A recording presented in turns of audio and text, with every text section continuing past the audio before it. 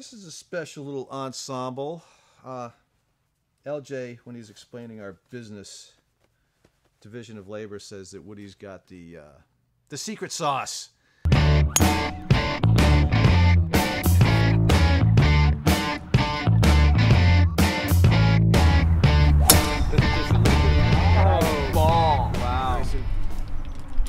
want to make a company that makes loud pants because I couldn't find them. Whenever I can't find something that I want, I'm thinking other guys got to be looking for this, and they can't find it either. I entered my first tournament that I actually paid for, and you got a box lunch, and all these other people were there, and shotgun start, my first one ever, and I thought that would be a great place to see if loud pants would really make it. And again, I couldn't find any, so I went to find my own fabric. So I went into a fabric store in Petaluma. There was a fabric on a light blue background, and it was Bugs Bunny, Daffy Duck, the Tasmanian Devil, Tweety, Sylvester. They were sitting on a golf cart, waving clubs around with little Tammy Shanters on. And I'm thinking that was a sign. I bought about 3 yards. I found a tailor in Sonoma. She made me up one pair of pants.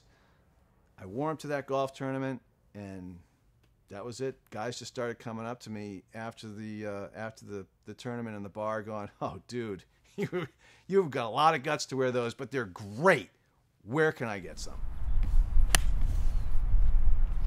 So has anyone ever called you an asshole for wearing what you're wearing on the... Oh, yes. Yeah. Yes. Yeah. Lots of times. Oh, I mean, I a lot of times under their breath. Under their breath, visually, they'll call you an asshole for sure, with an eye roll or a complete avoidance move. There was just a celebrity there that day, a radio talk show host, and my idea was to ambush him too, because I knew he wore wild stuff. So I went up to Tom Tolbert in the bar after the tournament. I said, "Hey, I listen to your radio show all the time. It's great." And he steps back and he goes, "Oh, dude, you're the guy with the pants. I love those." And I said, "Geez, you want me to make you some?" He said, "Absolutely." I said, "Here, hold on. I got to go out to my golf bag." So I went out to my golf bag and I put 6 swatches on the bar. Came back in. He said, "Do you like any of these?" He goes, "Definitely. They're ugly. I want that one. I want that one. I want that one. I want that one." So I made him all 6 pairs. And in the meantime, I had made myself a little website. And 3 weeks later, when he got the pants, he went into KMBR, and they created quite a stir at the station. They were talking about, "Oh, hey Tom, where'd you get those pants?" And he said, I met a buddy. His name's Woody, and he just started a company named Loudmouth Golf and made me these pants. They got these huge bugs on them. They look great. And 10 minutes later, the dedicated Loudmouth phone line that I had rang for the very first time. Guy said, "Hey, I just heard Tom's got these great pants with bugs all over them. I went to your website. That's great. Can I get a pair?" And I said, "Yeah." That was my first sale. God doesn't need a peacock, right? Well, that's a reasonable discussion point. Would God wear loudmouth? Let's see if it's a loudmouth tunic. I can see wearing a tunic. I had Jesus in Loudmouth. Oh, you did. You did put Jesus in Loudmouth. It was. Unfortunately, he was up on the cross. Yeah, he put Jesus in a the white swash that's always around here. Right. On the cross, he's got one of those big, huge ones on a church in Italy, and he makes it shag black on dying Jesus. Oh. And this is Jesus still alive. I mean, he's bleeding, and he's got some. He's in tough shape right there. He's about to say, "My God, why hast thou forsaken me?" in shag black. Right. Somehow in the beginning of 2003, I heard of Loudmouth and ordered a couple of things from Woody. First time I wore them, somebody else in the tournament was wearing Loudmouth, and from across a fairway, we pointed at each other and said, "That's Loudmouth." And so the first time I wore them in 03, I was in a tournament with somebody who had Loudmouth also, and that made me think, I'm gonna keep my eye on this Loudmouth product line. And most of my pants from about May or June of 2003 onwards came from Woody, unless he just couldn't fit me or he didn't have anything new that I wanted.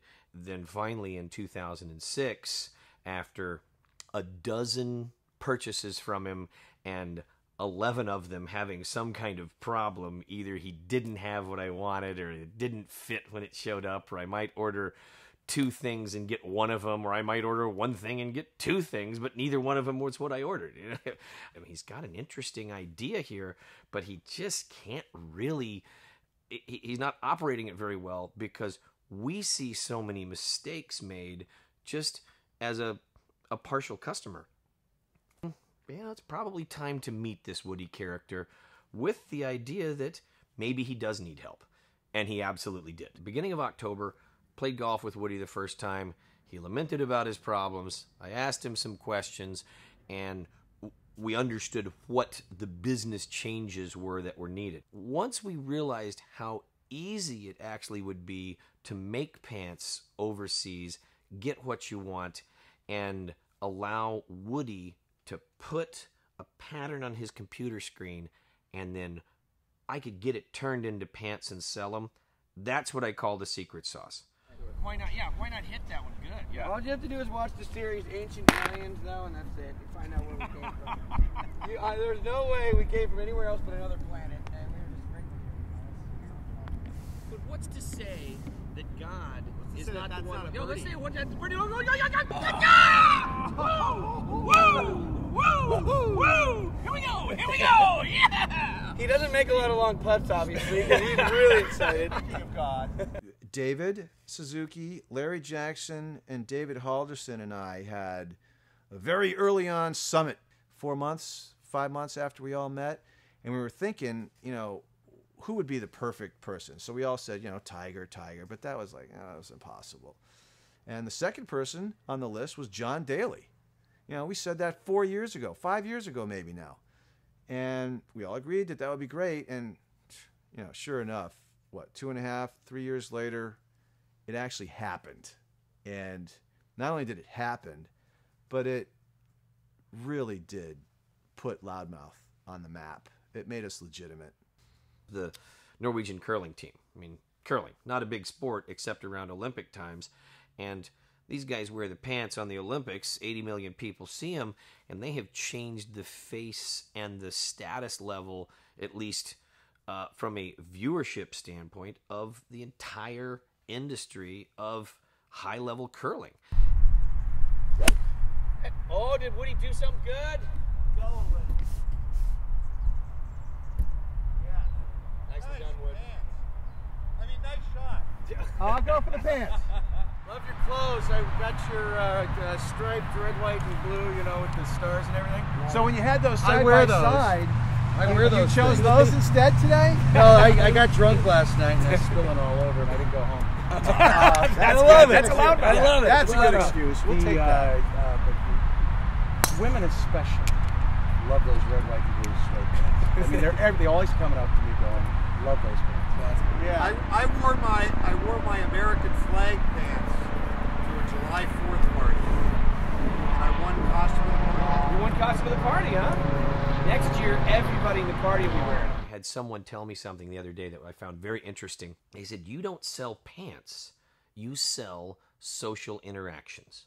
You sell more social interactions today wearing Loudmouth than you had yesterday without wearing Loudmouth. And that is a significant it's a significant increase in social interactions that you have in Loudmouth. I mean, the more people you are around a big event, a party, a ball game, a concert, you're going to have 10 times more social interactions wearing Loudmouth. It's a phenomenon that you don't understand until you put the pants on.